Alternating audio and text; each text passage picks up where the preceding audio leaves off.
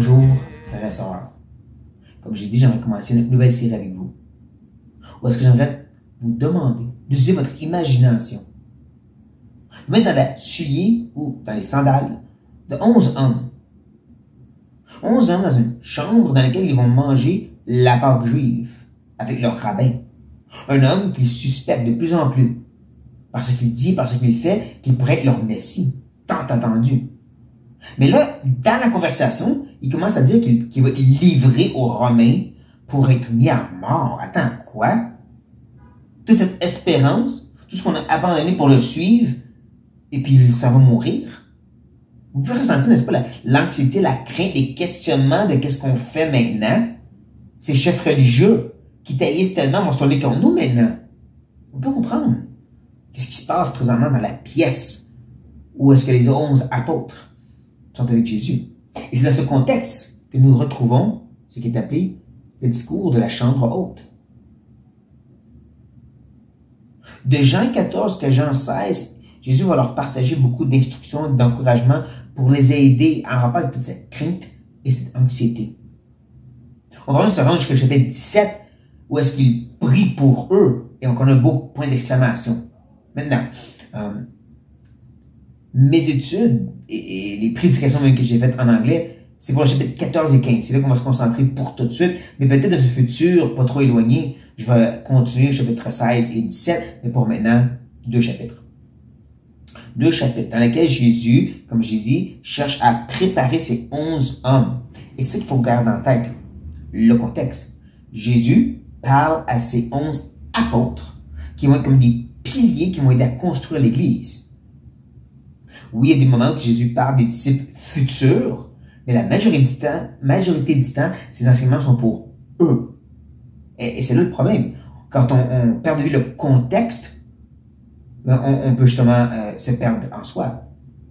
Il y a des choses que Jésus dit dans ces chapitres que certains ont pris, des fois même juste une phrase, et ont parti de toutes sortes de façons parce qu'ils oublient le contexte. Jésus parle à 11 hommes en rapport avec leur crainte et leur grande tâche de bâtir l'Église. C'est pas une tâche. N'empêche, il y a quand même des choses que Jésus leur dit qu'on peut ensuite, quand on a compris le contexte, chercher à s'appliquer à nous maintenant. C'est ça qu'on va faire ensemble. On va regarder les 14 premiers versets, prendre le contexte, comme j'ai dit, de ce fameux passage que j'ai intitulé « Je suis le chemin ». C'est là qu'on trouve justement dans Jean 14 et les versets 1 à 14.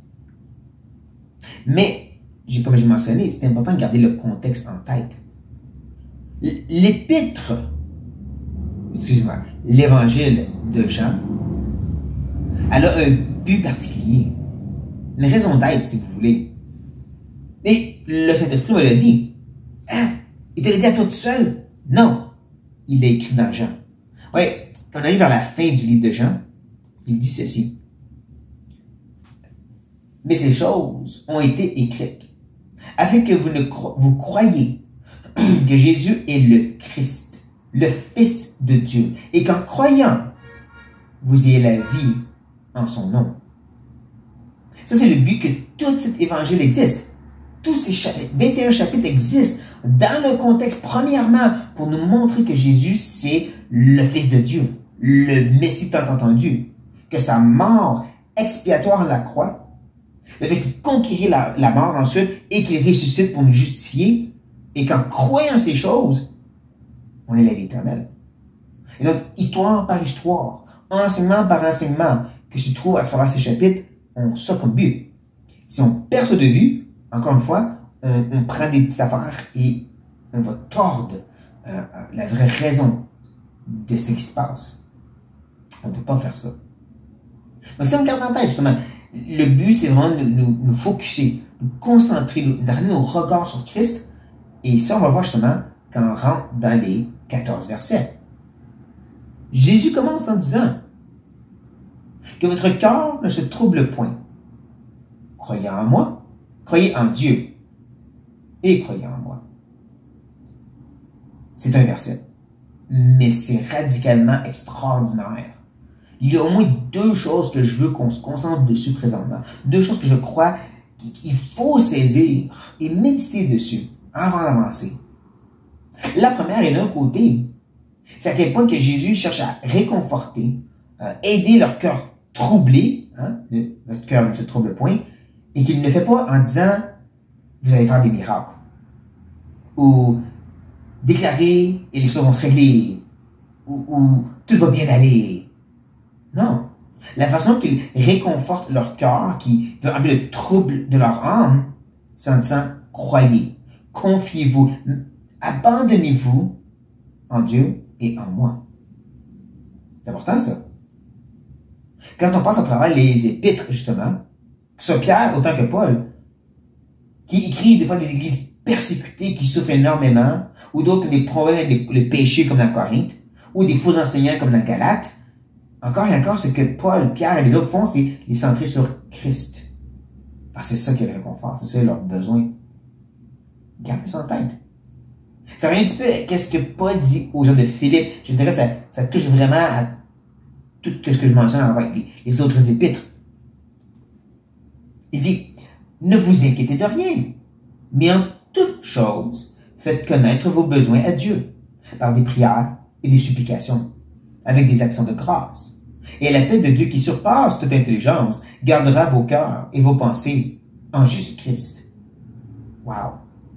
Il y a beaucoup de ça ici, on ne peut pas tout l'approfondir, mais les inquiétudes, c'est pas juste démasquer. Il dit à la place, tu viens à Dieu avec des prières, des supplications. La prière, c'est demander, la supplication, c'est plaider. C'est vraiment quelque chose qui m'impacte. Je suis affecté par la situation. Je ne pense seulement que non. Mais j'aime qu'il dit aussi avec action de grâce, parce que l'action de grâce, c'est dire, mais je me confie en Dieu. Comme les psaumes.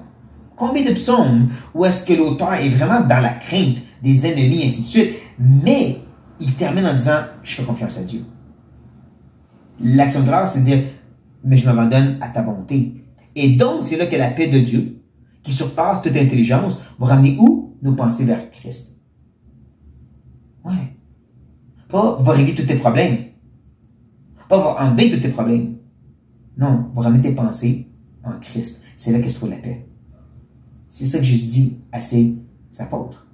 Votre focus sur moi. Votre confiance, votre foi en moi. Et c'est ça qui me mène à mon deuxième point.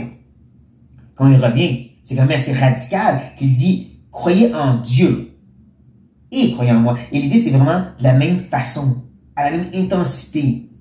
Ça, il faut s'arrêter un instant. Parce que si on se remet dans les sandales des 11 hommes juifs, il y a juste un seul Dieu. Yahweh. Yahvé.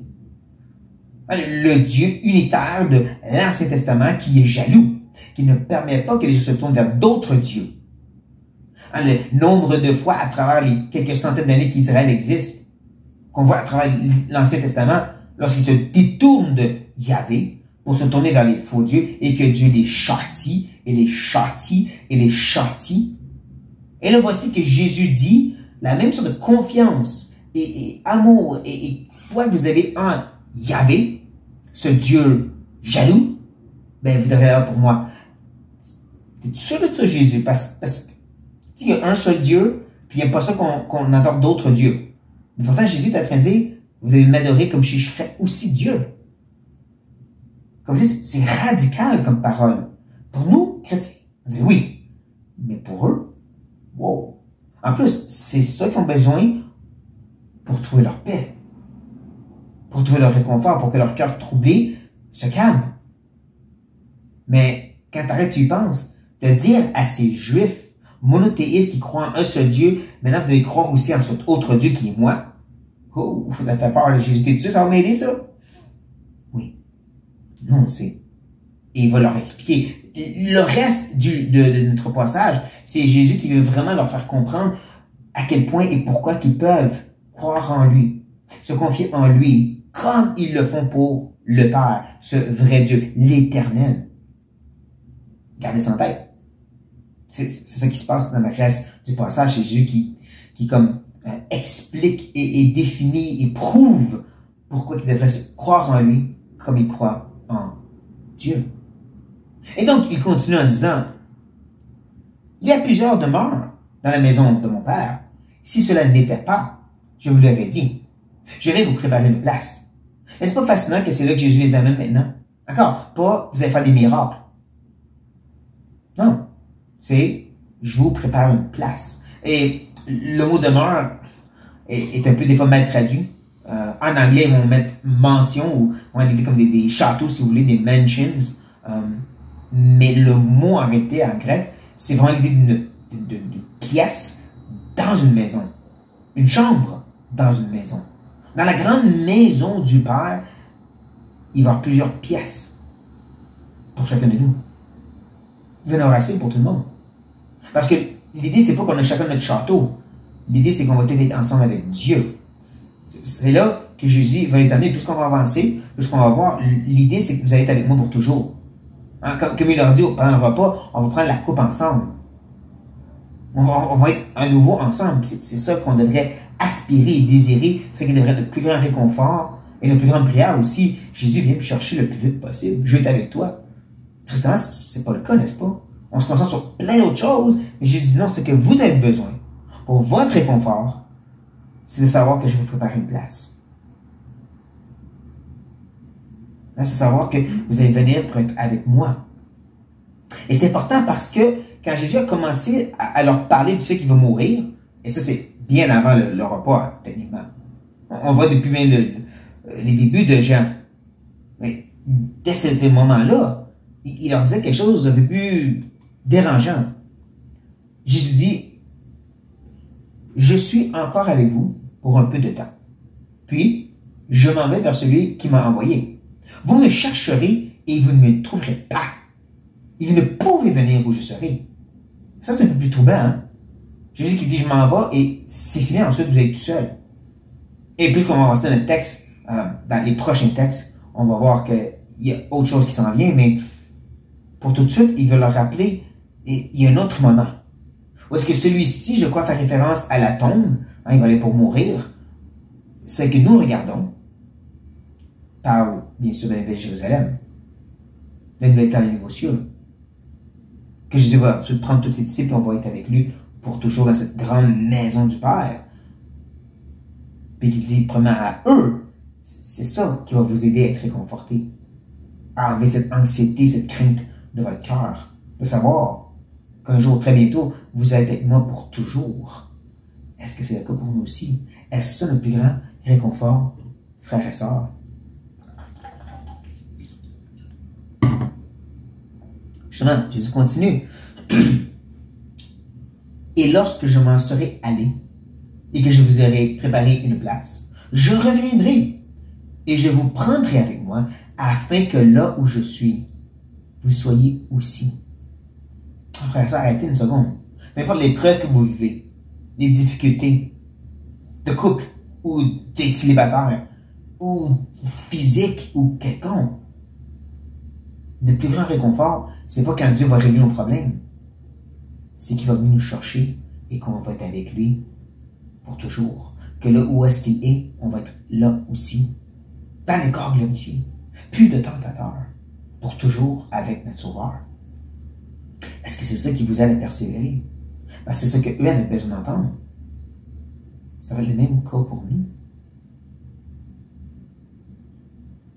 Et c'est là que Jésus veut provoquer de la réflexion. C'est ça qu'on va voir. Il va dire des choses qui semblent clairement pour moi qu'il veut réveiller parmi ses apôtres de réfléchir un peu. De pas juste encaisser de l'instruction, mais de réaliser qu'est-ce qui est en train d'être dit. Parce qu'il va mentionner justement, vous savez où je vais, vous en savez le chemin. On peut s'arrêter et dire non. Voyons. Premièrement, on ne comprend pas de qu'est-ce que Jésus parle. Nous, oui. Mais si on se met dans leurs souliers, on va préparer une place dans la maison du Père. Ouais. Je vais venir te chercher, puis après ça, vous venez avec moi. Quand? Puis comment on se rend là? Ben, vous le savez. Non.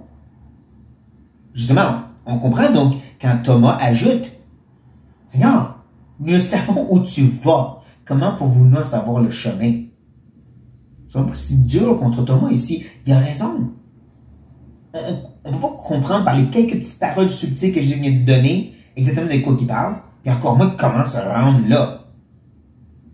Mais Jésus, il sait ce qu'il fait. Il est la sagesse incarnée. Il cherche à les amener à réfléchir pour mieux les instruire et leur dire justement, je suis le chemin, la vérité et la vie. Nul ne vient au Père que par moi. On faut arrêter ici une seconde, mon frère et soeur.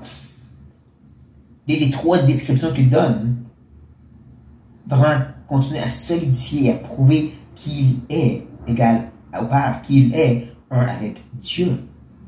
La vérité. L'Éternel est la vérité. Il est véritable. Il n'y a pas de mensonge en lui. Donc de dire je suis vérité, c'est de s'égaler à Dieu. Même chose quand tu dis la vie. C'est Yahvé qui a donné la vie à toute création. Au commencement, Dieu. Et c'est lui qui donne la vie. C'est lui qui soutient la vie. Et donc de dire je suis la vie. Wow. Mais c'est pour le chemin. Maintes et mêmes fois que Dieu rend clair que le chemin, ça va être sa parole, ça va être cette instruction, ça va être sa loi qui est une lumière à nos sentiers. Et j'ai dit, c'est moi littéralement. C'est divin, les trois expressions qu'il utilise, les trois descriptions qu'il donne de lui-même. Plusieurs différentes personnes qui dire, je suis Dieu, là. Est-ce que vous comprenez? Et donc, il peut dire de façon très catégorique, nul ne vient au Père que par moi. Qui encore devrait nous faire arrêter et réfléchir à ce commentaire radical et exclusif dans un monde où nous sommes présentement où on n'a pas l'exclusif. Tu as ta vérité, j'ai ma vérité, c'est correct comme ça. Tu crois en Jésus? Je crois en Jésus. Ouais. Des bouddhistes jusqu'aux témoins de Jéhovah, mormons et musulmans, catholiques, on croit tout en Jésus. Oui, même les bouddhistes. Ils croient que Jésus est un enseignant, même que certains vont dire qu'il est allé voir le Bouddha pour t'enseigner par lui. Tout on a une opinion de Jésus. La différence, c'est quand tu dis justement, nul ne vient au Père que par lui. Oh! Non. Les musulmans vont dire, Jésus enseigne comment se rendre à Dieu, par des lois et des règles que tu dois suivre. Jésus dit, non, je suis la façon de se rendre au Père. Littéralement, ma mort expiatoire et ma résurrection pour vous justifier. Oh! Exclusif. Radical. Ils ont besoin d'entendre ça. On a besoin de le croire et de le proclamer aussi haut et fort. Nul ne vient au Père que par lui. Et comme je dis, ne manquez pas, il partage ces choses à ses 11 ans pour les préparer et les encourager devant leurs inquiétudes. Et ça ferait la même chose pour nous aussi. C'est ça qu'on a besoin d'entendre. Il est la vérité, le chemin de la vie. Ça, c'est pas juste pour le salut. Nul ne vient au Père que par lui. Ça, c'est pas juste pour le salut. Quand tu t'approches du Père en prière, c'est parce que tu es couvert de son sang à chaque fois. C'est la seule raison qui t'écoute, la seule raison que tu n'es pas détruit, la seule raison que tu peux approcher du trône de grâce. Parce que le médiateur qui est là, qui est Jésus-Christ, le Dieu homme.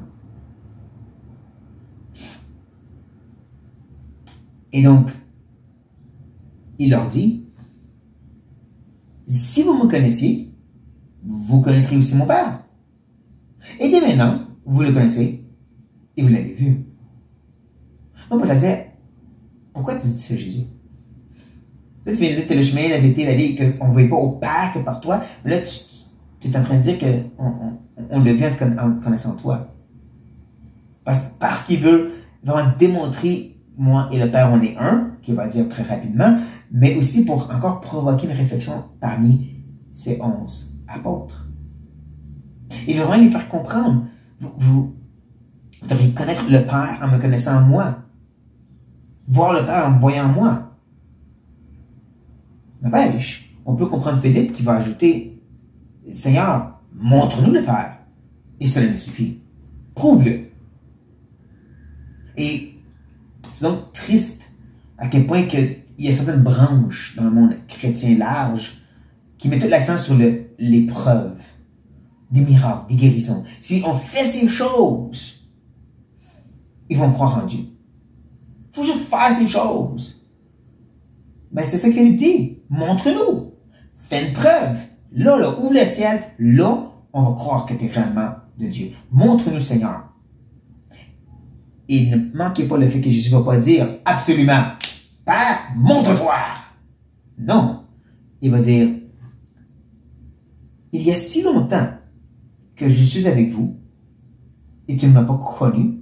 Philippe, celui qui m'a vu a vu le Père.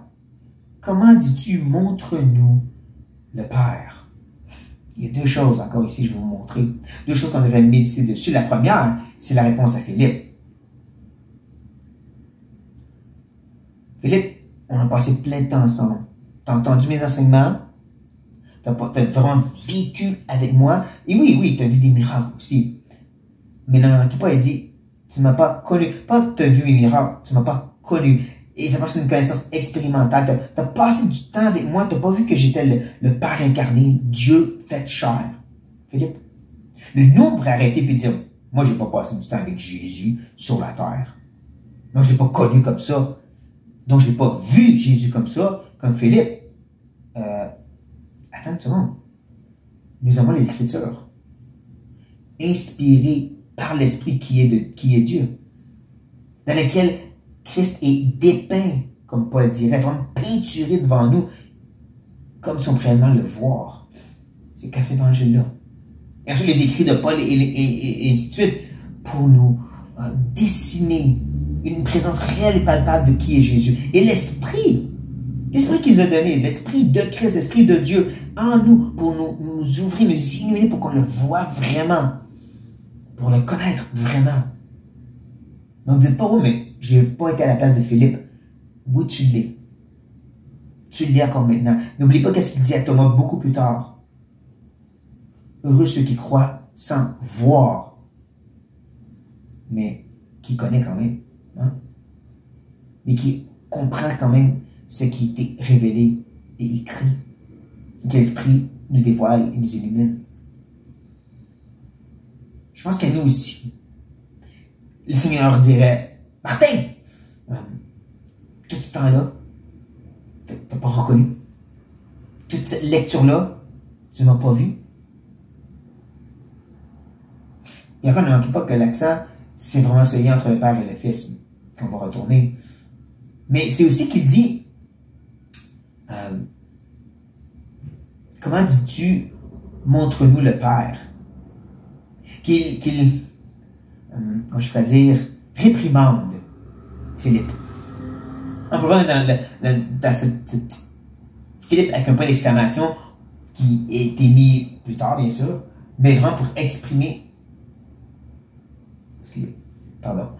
pour exprimer justement à quel point Philippe, comment tu croire comme ça? Montre-nous le Père. Je ne comprends pas ton raisonnement. Tu devrais réaliser, tu devrais comprendre. Voilà mon prochain point, justement. Mon deuxième point ici, c'est doux et gentil Jésus qui reprend Philippe parce qu'il n'a pas compris, qui n'a pas réalisé selon ce qui a été partagé. C'est pas la première fois que Jésus fait ça, justement. On le voit à travers les 3 ans de mystère avec ces hommes-là. Un exemple, dans Matthieu 16. Dans Matthieu 16, il parle du levain des pharisiens. Puis eux ont compris, oh non, on n'a pas pris assez de pain. Et Jésus leur répond, Jésus l'ayant connu, dit, pourquoi raisonnez-vous en vous-même, gens de peu de foi, sur ce que vous n'avez pas pris de pain? Êtes-vous encore sans intelligence? Et plus tard dans le verset 11, comment ne comprenez-vous pas que ce n'est pas au sujet de pain que je vous ai parlé? C'est axé sur la connaissance, la compréhension. Le grand manquement de Philippe, comme ici aussi des apôtres. Pas si as-tu des miracles, ou y avait-tu assez de foi pour faire des miracles. C'est, as-tu compris? C'est ça que le Seigneur reprend souvent à ces hommes-là. Et même plus tard, c'est la même chose. L'Épître aux Hébreux, pour donner un exemple, dans le chapitre 5, va dire aussi ceci. Nous avons beaucoup à dire là-dessus. Et là, c'est tout des efforts pour essayer de démontrer comment Christ est supérieur aux autres et que tout ce qui est judaïque, sur Moïse, la loi, ainsi de suite, c'est comme, c'est rien, là. C'est tout pour pointer à Jésus. Mais nous avons encore beaucoup plus de choses à dire là-dessus. Des choses difficiles à expliquer. Parce que vous êtes devenu là à comprendre. Vous, en effet, qui depuis longtemps devriez être des maîtres, vous avez encore besoin qu'on vous enseigne les premiers rudiments des oracles de Dieu. Vous en êtes venu à avoir besoin de lait et non de nourriture solide. Ça semble dur, mais des fois on a besoin de se faire brasser sur l'idée. Tu devrais comprendre. Tu devrais réaliser. Moi, j'ai pas vu Jésus. Oui, tu l'as vu. Il est écrit dans la parole. Il est là. Et l'Esprit te le montre. Tu devrais comprendre. Tu devrais recevoir cette instruction. Mais bon.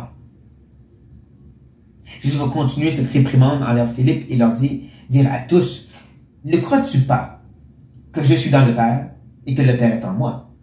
Les paroles que je vous dis, je ne les ai pas dites de moi-même. Le Père qui demeure en moi, c'est lui qui fait les œuvres. Encore ici, il y a deux choses que je veux qu'on se concentre dessus. La première, comme vous voyez ici souligné, c'est que ce qu'il dit, c'est pas juste à Philippe. Hein, c'est vraiment dans le but de ramener les 11 sur lui. Et qu'est-ce qu'il dit au tout début? Croyez en Dieu, croyez aussi en moi. Ou de la même façon, vous croyez en Dieu, croyez en moi. Parce que justement, je suis dans le Père. Et le Père est en moi. Ceci dit, ça, on a un peu une meilleure compréhension de cette trinité qui est des fois mal compris. Certains ont présenté l'idée du modaliste, où que Dieu a différents modes, masques. Dans l'Ancien, il se présentait comme le Père. Ensuite, il est devenu le Fils. Puis finalement, maintenant, il est l'Esprit. Non. Parce qu'il l'a dit, Jésus, je suis. Moi, je suis une personne et je suis dans le Père. Mais en même temps, le Père, il est en moi. C'est un Dieu, mais clairement, le Fils et le Père sont distincts ici, tout en étant un. Mystère, mais la petite parole ici démontre clairement un et l'autre. Mais il y a cette sorte d'unité-là qui devrait être un bel encouragement pour nous. Peut-être pas autant pour ces hommes-là, parce qu'il n'y a pas encore le livre de Colossiens, mais nous l'avons. On peut lire ceci. Si donc vous êtes ressuscités avec Christ, cherchez les choses d'en haut, où Christ est assis à la droite de Dieu. Affectionnez-vous aux choses d'en haut et non à celles qui sont sur la terre, car vous êtes morts et votre vie est cachée avec Christ en Dieu. Encore, il y a tellement à voir dans ce verset, mais ne manquez pas justement cette idée. Christ est à la droite du Père. Et que nous sommes en Christ, est à la droite du Père. Mais comme le Fils vient de nous dire aussi, il est dans le Père. Notre identité est dans le Christ et le Christ est dans le Père. On est déjà dans les lieux célestes. À cause qu'on est en Christ et que le Christ est dans le Père. On est déjà caché dans cette réalité-là. Et c'est bon pour nous de se le rappeler, ton frère et sœur. Mais bon, quand on revient, je dirais deuxièmement, c'est lui qui fait les œuvres et d'une grande importance. Même nous rappelle, comme je mentionnais, que le Père est distinct du Fils. Parce qu'il dit ici, pas c'est nous ensemble ou c'est moi qui est en lui. Non, c'est lui, le Père, qui fait les œuvres. Et ça, c'est important. Dans Jean, un petit peu avant, chapitre 5, il va dire « Mais j'ai un témoignage plus grand que celui de Jean, car les œuvres que le Père m'a donné d'accomplir, ces œuvres mêmes que j'ai faites, témoignent de moi que c'est le Père qui m'a envoyé. » Ces œuvres témoignent qu'il est envoyé du Père parce que c'est les œuvres du Père. C'est les œuvres que le Père lui a données. Dans le sens que Dieu les avait prédestinés, il est ensuite prophétisé. Les psaumes, les prophètes, et d'autres moments où il est prophétisé sur le Messie, sur qu'est-ce qu'il allait faire et démontrer qu'il est tellement le prophète, le Messie, le serviteur Dieu fait chair. Faut pas manquer ça de vue, frères et sœurs. Les œuvres que Jésus a faites, c'était pas juste parce qu'il était tellement gentil, qu'il voulait guérir des gens, et ainsi de suite. Ils étaient prophétisés parce qu'ils étaient prédestinés et c'était pour prouver qu'il était envoyé du Père. Cette petite phrase que j'ai regardée, que j'ai soulignée, là, il fait les œuvres du Père. C'est de lui, parce que c'est lui qui les avait préparés, puis qui a envoyé le Fils pour les faire. Et le Fils les fait en réalisation, en accomplissement de ce qui a été prophétisé et donc prédestiné par le Père. Beaucoup de paix. Mais c'est important. C'est important de réaliser que c'était pas juste des miracles pour des miracles. Le fait qu'il a guéri des aveugles et même nettoyé des lépreux, qui n'avaient jamais été fait dans l'Ancien, c'était pour démontrer qu'il était le Fils. Pas juste parce qu'il les a fait, parce que c'était prophétisé. Il y a certains des miracles qui étaient vraiment prophétisés par des images et des types des autres prophètes, comme par des choses qui étaient écrites. Mais encore, Jésus étant la parole faite chair, est venu le réaliser en lien avec le fait que le Père les avait prédestinés. Je sais pas, vous suivez ici, parce que c'est important, lorsqu'on continue à avancer, de réaliser que ces œuvres que je mentionne, c'est pas juste des œuvres pour des œuvres, c'est des œuvres préparées par le Père, pour démontrer, pour pointer vers le Père, particulier, spécifique. Donc, Jésus continue en disant, croyez-moi, je suis dans le Père, et le Père est en moi. Nous sommes un. Hein? Moi et le Père, nous sommes un. C'est important, vous devez croire, je suis Dieu. Croyez du moins à cause de ses œuvres. Encore ici, on pourrait rester pris sur cette idée, j'ai fait des miracles, donc ça le prouve. Non, parce qu'il y a plein de faux prophètes, de faux messies, de d'autres religions qui ont fait des miracles depuis. C'est pas les œuvres, c'est que ces œuvres avaient été prédestinées et prophétisées par le Père pour pointer vers le fait que lorsqu'ils vont être accomplis exactement comme ceci, ça va prouver que c'est de moi. Parce que c'est comme ça que Dieu agit. C'est comme ça que Dieu établit les choses. Je le prophétise, je le fais, je prouve par ceci que je suis Dieu. C'est pour ça que Jésus peut dire, toutes ces œuvres, vous qui connaissez quand même une bonne partie de la Torah. Les 11, ils n'étaient peut-être pas des scolastiques, mais ils connaissaient leur Torah, leur Bible, leur Ancien Testament. Ils étaient enseignés depuis qu'ils étaient jeunes. Ils le savaient. Ils pouvaient se rappeler, oh wow, ça. Un peu comme Jean va le dire, justement, à plusieurs reprises, lorsque j'ai fait certains miracles ou dit certaines choses, ça c'est comme c'était prophétisé. Il l'a réalisé après. L'Esprit lui a rappelé après, mais Jésus dit, pensez-y maintenant. Ces œuvres étaient particuliers et ça démontre que je suis vraiment du Père et même donc que je suis Dieu, qui est très important pour eux pour calmer leur anxiété. Hein? Vous croyez en moi parce que je suis Dieu. Tout ça est important à cause de ce prochain petit verset. En vérité, je vous dis, celui qui croit en moi fera aussi les œuvres que j'ai faites, il en fera de plus grandes. Parce que je m'en vais au Père. Oh, combien de gens aiment prendre juste cette petite partie et courir avec. On fait des choses plus grandes que Jésus. On fait plus de résurrection. On fait plus de guérison que lui. Wow! Qu'est-ce que Jésus est en train de dire réellement? C'est dit dans un contexte. Tu ne respectes pas, tu ne honores pas Jésus si tu oublies tout ce qu'il a dit depuis le début. Croyez en moi. Je suis la vérité, le chemin et la vie. C'est tout axé sur moi qui est dans le Père, qui est donc envoyé du Père, parce que je suis Dieu.